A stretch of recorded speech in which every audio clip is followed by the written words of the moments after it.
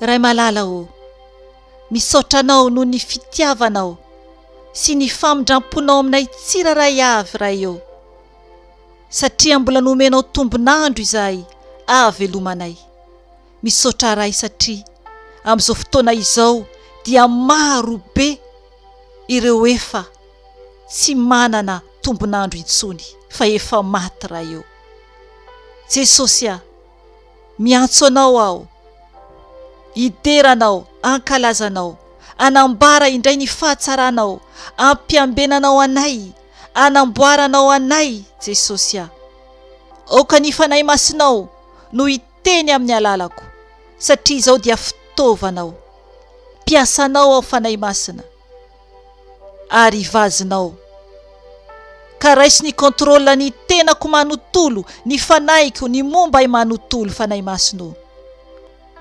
Ary mangataka aminao koa aho Jesosy a, aoka ny ranao andrakotra ahy sy ny ankonako ary ny asanao sy ny olonao tsiraray avy. Ary amin'ny anaranao Jesosy a, no andidiko sy androako ny asa maty Satana rehetra, ny zanatsipika izay alefany dia adorana amin'ny ranao zany Jesosy, le vonona amin'ny ranao zany Jesosy, satria ny ranao dia afo mandevina mandany ny fahavalo rehetra, ka tsisy afaka mikasika anay, satria anao Jesosy a no manda afo manodidina anay. Ka ny velam-pandrika rehetra izay nalefa ilay ratsy dia efa levina izany amin'ny ranao soa Jesosy. Tompo malala o, misandrata eo anatrehany izao tontolo izao, satria ianao ilay Andriamanitra, ny Andriamanitra rehetra, ianao ilay ambony indrindra ary tsisy toanao. Dera ho anao Jesosy, aja ho anao Jesosy, saotra ho anao Jesosy. Aleluia, amen. Mbola faly miarabanao amin'ny anaran'i Jesosy Tompo aho a, anio alakamisy fa 7 ny volana Febroary 2023. Ry havana, anio aho a dia nasain'ny fanahy masina ampafantatra antsika ny momba ny amin'ny hoe sifra 490. Eny tompoko, tiany fanahy masina ampafantarina antsika bebe kokoa ny momba an'io, satria efa nampanofiany ny Tompo a, ary efa nivoaka any ny video anankiroa izay raha tsy diso ahako a, ny momba ny amin'ny Marika 666 izay tonga dia teneniko eto am-piandohana fa mariky Satana izany. Ary koa nanao izao video izao koa aho a, satria nisy olona ny teny tamiko a te afantatra bebe kokoa ny momba an'io sifra 666 io. Efa elaela ihany moa dia tena ialako tsiny mihitsy a raha izao aho vao tanteraka izany. Ary eto aho dia miteny ihany koa, misy anareo a izay manoratra amiko a, dia ao anatin'ireny a misy ny fanontaniana apetrakareo, misy ny efa voavaly, misy ny mbola tsy voavaly. Ary misy ihany koa ny olona manontany koa amin'ny telefona. Dia manomboka zao zany a, ezahako a ny amaly anareo amin'ny email, na koa eto amin'ny video a no ahenonareo izany, ny valy ny fanontanianareo zany a, satria mety misy olona maro mitovy a fanontaniana aminareo a nefany a tsy manontany. Misy ihany a ny efa novaliko a tamin'ny alalan'ny video ihany koa ny fanontaniana sasany. Ka anio zany a dia miteny aminao aho rehefa ohatra ka amaly ny fangatahanao a amin'ny video. Mamaly email anao a zany a, na mamaly telefona anao a, miteny hoe ho atao amin'ny video a io fanontaniana io a, satria ny fanahy masina no mitarika, satria amonjeny antsika tsiraray avy. Ary aza manahy ianao na iza tompoko, fa ai sy ny Tompo irery ny momba ny fiainanao, ai sy ny Tompo irery. Ary tsy manonona anarana olona ao a na iza ianao a, mametraka fanontaniana. Izay zany tompoko no teny ambarako kely alohan'ny anazavany fanahy masina momba ny amin'ny sifra 666 690. Ry havana, hoy aho teo hoe io sifra io dia ani Satana io sifra io. Maro ny verset nomeny fanahy masina raha nanomana an'io aho, fa tsy hovakintsika avokoa zany izany. Ary misy fijoroana vavolombelona fohy tena fohy ho ambarako momba an'io sifra io. Araka ny teneniko teo ihany koa hoe efa nisy vidéo nalefako momba an'izay ihany koa zany ilay marika zany, ilay mariky Satana amin'ny olona. Ry havana, ny ahafantarantsika azy voalohany indrindra aloha dia Andriamanitra dia Andriamanitra masina tanteraka ary Andriamanitra tompon'ny sifra 7, tompon'ny isa 7. Isa 7 zany amin'Andriamanitra dia tena lehibe mihitsy io isa 7 io. Misy verset maro iaho omeko anao, fa misy zany ny ovakintsika, misy ny tsy ovakintsika. Ao amin'ny bokin'ny Genesisy toko 2 eo amin'ny 1 sy 2 dia manambara ny tenin'Andriamanitra fa tamin'ny andro 7 no vitan'Andriamanitra ny asa nataony, ary nitsahatra tamin'ny asany rehetra izay nataony izy tamin'ny andro 7. Amen. Andro 7 izany no nitsaharan'Andriamanitra, ary io andro io dia teneniny eo amin'ny 13 fa nanamasina an'io andro io Andriamanitra. Ary eo amin'ny Genesisy toko 1 manasanao zany zako tena maky mihitsy ny teny izay omena eto ny verset dia am'izay mazava tsara aminao, satria mantsy raha ovakintsika daholo dia tena lava be ny fotoana. Ary eo amin'ny Genesisy toko 1 dia manambara izany Andriamanitra nahary ny olona tamin'ny andro 9. Zany hoe ny andro 9 izany no nanamboaran'Andriamanitra antsika olona. Ny isa 9 izany dia tsy fahatanterahana, fa ny isa 7 dia manambara marina ny ten'Andriamanitra hoe tamin'ny andro 7 no vitan'Andriamanitra ny asa nataony, ary nitsahatra tamin'ny asany rehetra izay nataony izy tamin'ny andro 7. Amen. Ao amin'ny Genesisy toko 2 io araka ny nolazaiko teo. Ry havana, ny tsy fahatanterahana ilay isa 9 izany dia isika izany tsy tanteraka, dia i Satana no nakan'io sifra 9 io, satria tsy tanteraka izy. Te aka ny plasin'Andriamanitra izy hifaninana amin'Andriamanitra, fa izy tsy tafakatra tamin'ny andro 7, tamin'ny isa 7, fa Andriamanitra no nanatanteraka ary tanteraka ny amin'ny hoe isa 7. Ry havana, iteny verset maromaro eto momba ny amin'ny isa 7 anamarina ny tenin'Andriamanitra, ampalalany tsarantsika fa azy ny isa 7, fahatanterahana zany ny isa 7.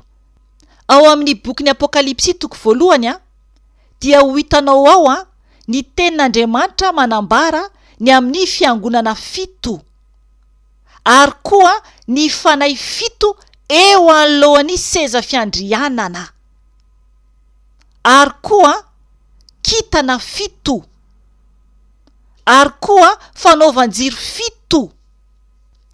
Ary ao amin'ny boky ny Apokalipsy toko 7:1 dia mbola niverina indray le teny hoe fanahy 7 n'Andriamanitra. Ao amin'ny Apokalipsy toko 9 dia manambara ihany koa ny amin'ny anjely 7. Eo ihany koa ny amin'ny trompetra 7. Ao amin'ny Apokalipsy toko 10 dia misy ihany koa ny teny hoe tombo-kase 7. Ao amin'ny Apokalipsy toko 15 dia manambara ny amin'ny anjely 7. Dia eo ihany koa ny amin'ny loza 7. Ary ao amin'ny Apokalipsy toko 19 dia manambara ihany koa ny amin'ny lovia 7. Ry havana, betsaka ireo fanambaran'ny fanahy masina momba ny amin'ny isa 7 dia isa an'Andriamanitra izany. Aleluia, aleluia. Ry havana, hojerentsika izao ny amin'ny olona izay misy ny tombo-kasen'Andriamanitra velona. Ary koa ny olona izay isy ny tombo-kasen'ny Satana.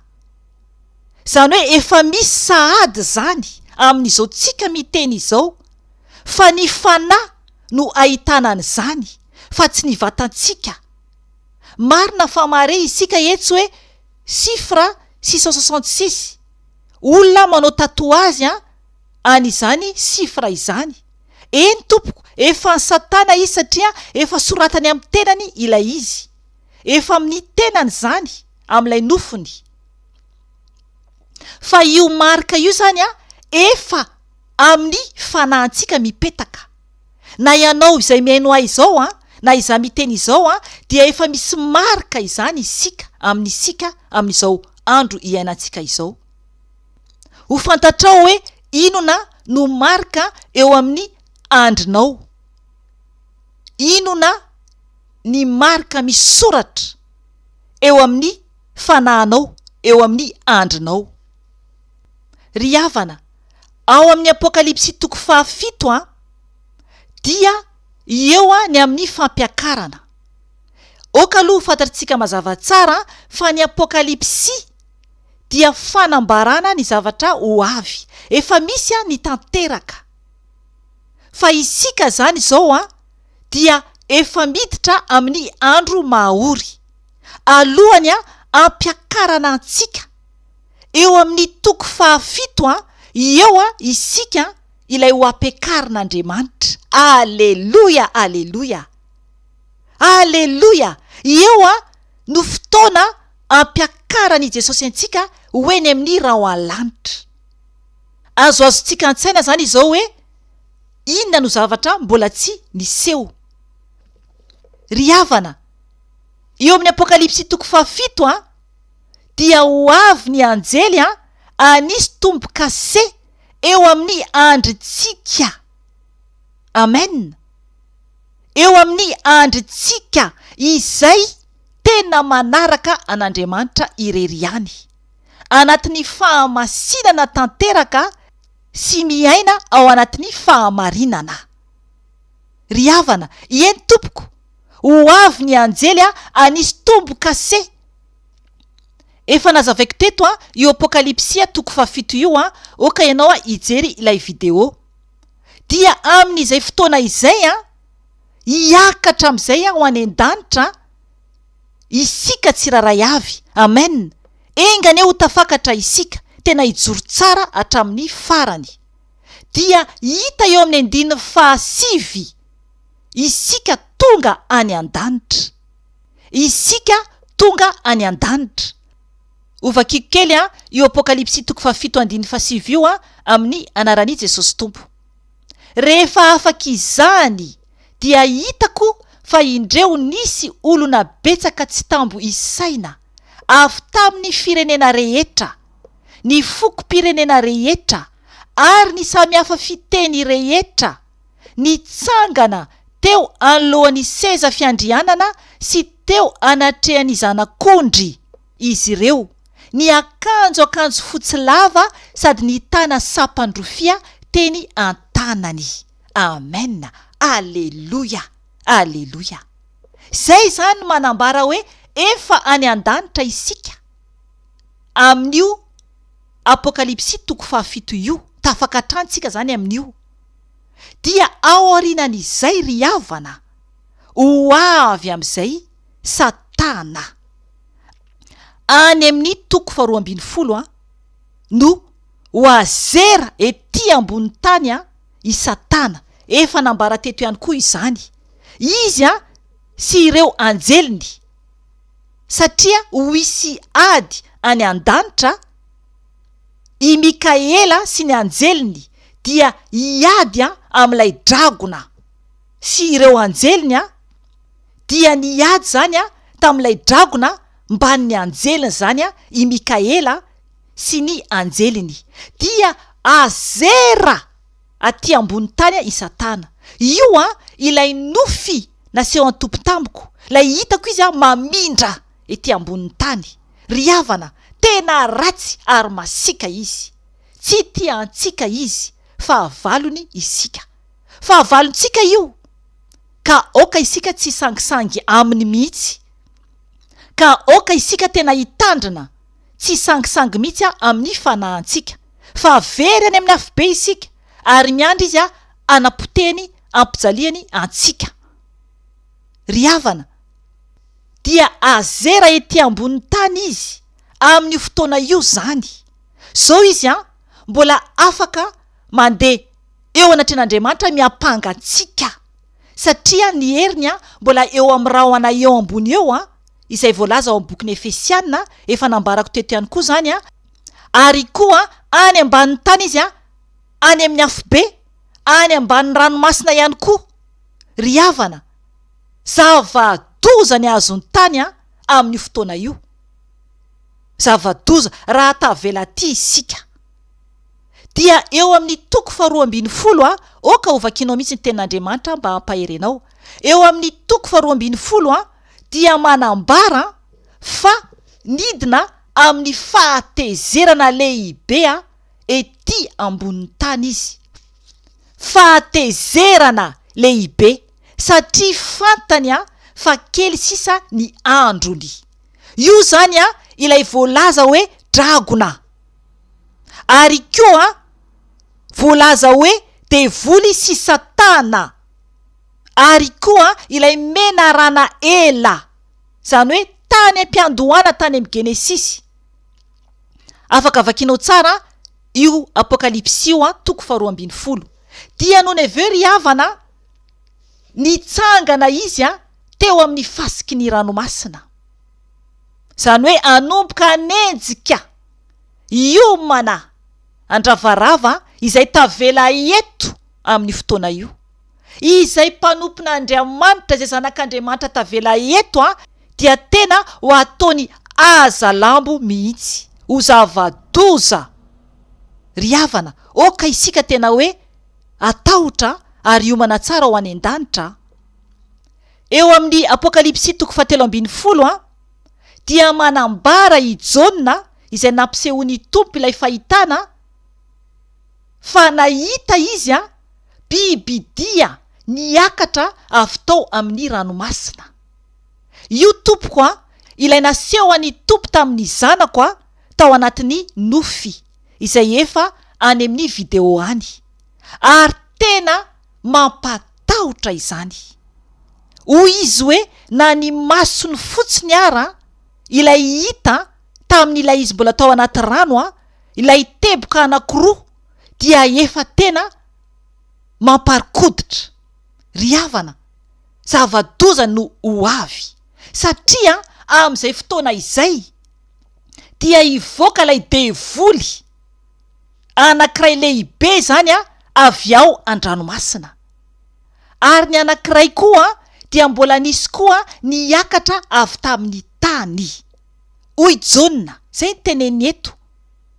Isika izany dia tena mila miomana.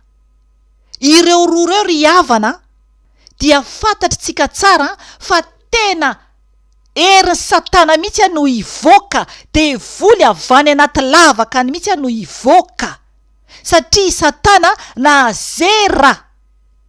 nazera avy eny amin'ny rahona, tsisy fitoerana ho azy intsony eny an-danitra.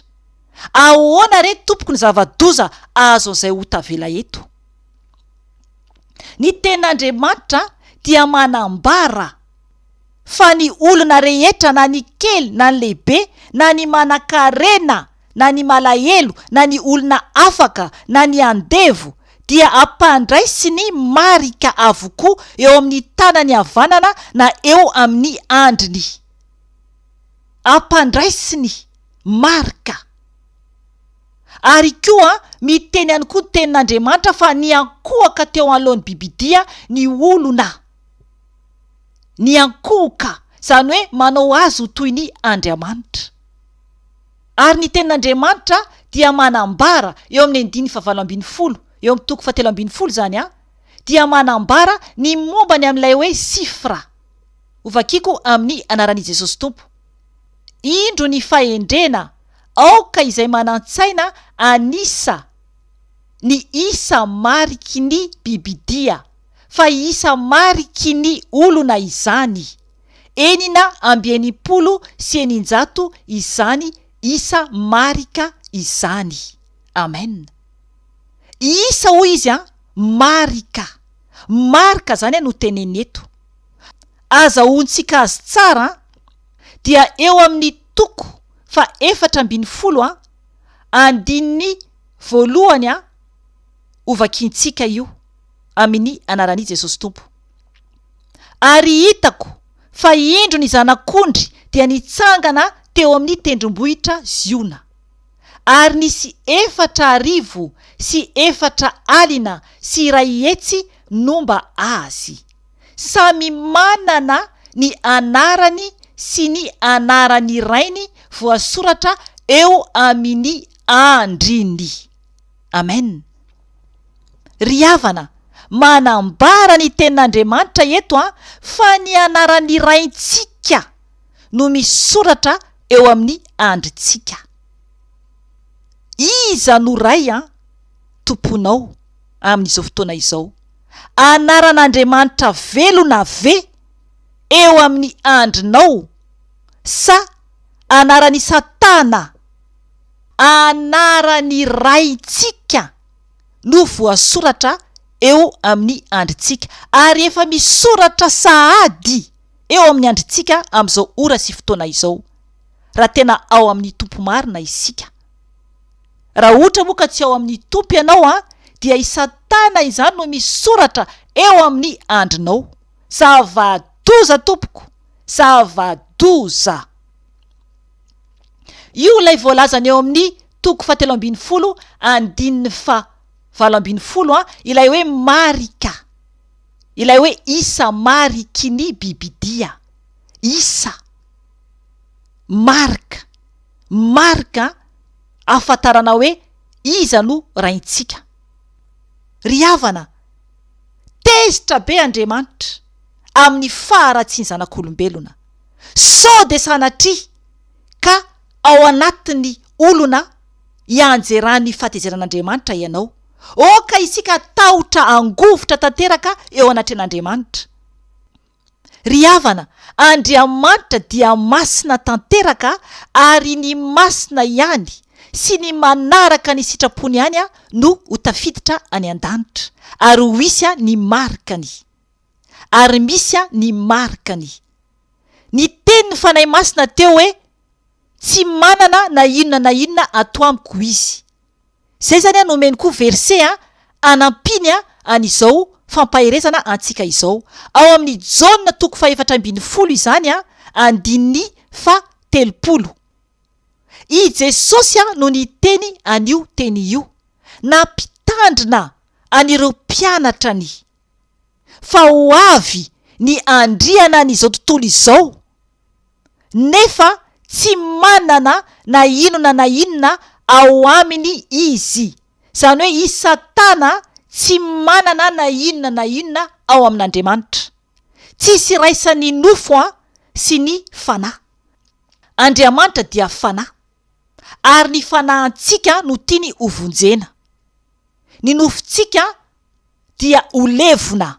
Oka isika tsy haintsony an'io nofontsika io, fa very isika jerevo ny fanambazany Satana ny amin'ny zavatra ara-nofo. Tena ny zavatra ara-nofo no tambazany antsika zanak'olombelona, zavatra ara-nofo, ny maso mijery, ny rehaka izao fiainana izao. Mbola nomeny fanahy masina koa zany verset zany teo ao amin'ny Jaona voalohany 2:5-12 ka hatramin'ny 7:10. Ovakintsika io Amin'Ny anaran'i Jesosy Tompo. Aza tia izao tontolo izao, na izay zavatra eo amin'izao tontolo izao. Raha misy olona tia izao tontolo izao dia tsy ao anatiny ny fitiavana ny iray, fa ny zavatra rehetra eo amin'izao tontolo izao dia ny filan'ny nofo sy ny filan'ny maso ary ny rehaka momba izao fiainana izao dia tsy avy amin'ny iray fa avy amin'izao tontolo izao ihany, ary mandalo izao tontolo izao sy ny filany. Fa izay manao ny sitrapon'Andriamanitra no maharitra mandrakizay. Amen. Ry havana, aza tia izao tontolo izao hoy ny Tompo, satria mandalo izao tontolo izao sy ny filany. Fa izay manao sitrapon'Andriamanitra ihany no maharitra mandrakizay. Tena mampitandrina antsika zany ny Tompo. I Satana dia arainy lainga, fa ny teniten'Andriamanitra eo amin'ny Jaona 4:4 hoe ianareo avy tamin'ny devoly rainareo, koa izay sitraky ny rainareo no tianareo atao. Ry havana, isika izany raha manota, raha tia izao tontolo izao dia lasa zanak' Satana. Io zany lay anarana voasoratra eo amin'ny andry ny olona izay tsy mety miverina amin'Andriamanitra, ary ho tsarain'Andriamanitra, ary tena ho very tanteraka any amin'ny afobe. Ry havana, nisy fijoroana vavolombelona nataoko teto. Olona anankiray misy boribory lehibe maintimainty eo amin'ny andriny. Mbola velona io olona io. Ary io boribory maintimainty io eo amin'ny andriny io dia misy statue ao anatiny ilay boribory. Io olona io dia mivavaka amin'ny finoana katolika. Nampafantary fanahy masina tamiko fa io no Andriamanitra tompoiny. Mazava tsara izany io zany lay Marika 666 amin'ny andriny ilay olona. Ary nisy ihany koa fijoroana vavolombelona anankiray efa nambarako teto nahita ao olona vitsivitsy hitako naseho an-tompo ay ohatra manao kasika zany izy ireo hatreo amin'ny tenda eo dia transparent, samy manana ny formany zany io kasika io. Nampafantarin'ny fanahy masina fa ny devoly ao anatin'izy ireny. Efa ilay marika zany izay mariky Satana amin'ny ilay olona, anamelohana anazy rehefa tonga ny fotoana.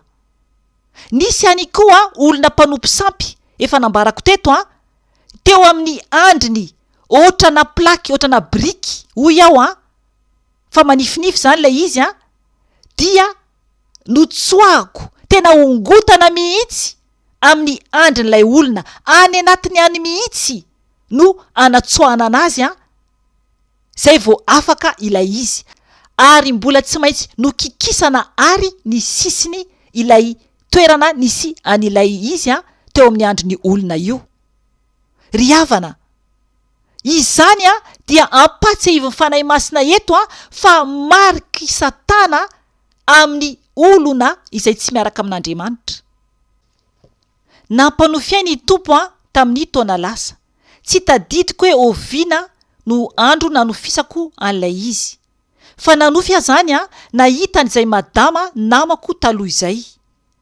Io madama io dia mbola nijanona ao amin'ny fiainan'izao tontolo izao. Dia nampanofiay ny Tompo, hitako io madama io misy valala mipetaka amin'ny fitafiny, valala, ary hita zany ilay valala hoe mipetaka eo akaikin'ny sandriny misy koa eo an-damosiny dia hitako zany izy io ohatrany hoe mitsangana de gagabe zany mijery an'ilay valala eo amin'ny vatany, misy maromaro izy ireo eo amin'ny vatany. Ry havana, nampatsiahy azy zavatra izay ny Tompo anio, ary natorony ato amin'ny bokin'ny Apokalipsy 7. Io teny io dia manambara, oka ianao ny amaky azy manontolo, dia manambara ny amin'ny anjely nanana ny fanalahidy ny lavaka tsy tanoanoa, ary nanokatra ny lavaka tsy tanoanoa izy, ilay anjely zany dia ny zavatra nivoaka avy tao, dia ny setroka niakatra avy tamin'ny lavaka, tahaka ny setroka avy amin'ny lafaoro lehibe, ka tonga maizina ny masoandro sy ny rivotra noho ny setroka avy tao amin'ny lavaka, ary nisy valala nivoaka avy tao amin'ny setroka, ka nakany amin'ny tany. Ry havana, nisy valala nivoaka, zany hoe miaramila Satana ny valala, ary ireo valala ireo dia ho tonga eto ambonin'ny tany tsy animba ny ahitra na ny tany na ny zava-maitso na ny azo akory aza, fa ny olona izay tsy manana ny tombo-kasen'Andriamanitra eo amin'ny andriny ihany, eo amin'ny andriny ihany. Ry havana, zava-doza ny iseo, ary ireo valala ireo dia ny fijery azy dia tahaka ny soavaly voaomana hoenty miady. Ny lohany dia ny satroboninahitra toy ny volamena, ary ny tavany dia tahaka ny tavan'olona. Oka ianao ny amaky ny toyny. Voaomana izy ireo ampijaly. Satria ry havana, manambara ny ten'Andriamanitra fa le olona zany tsy avela ho fatekory, fa anaintaina fotsiny, arary zany. Zay zavatra anjo azay olona ho tavela eto. Ijaly, zava-doza, zavatra ohatra kely fotsiny ihany io. Fa afaka vakianao misy ny ten'Andriamanitra afantaranao ny zavatra ho avy. Ry havana, ajanoko hatreo ny ten'Andriamanitra. Mino aho fa tena mazava tsara aminao ny tiany Tompo ambara ny amin'ny hoe sifra 666.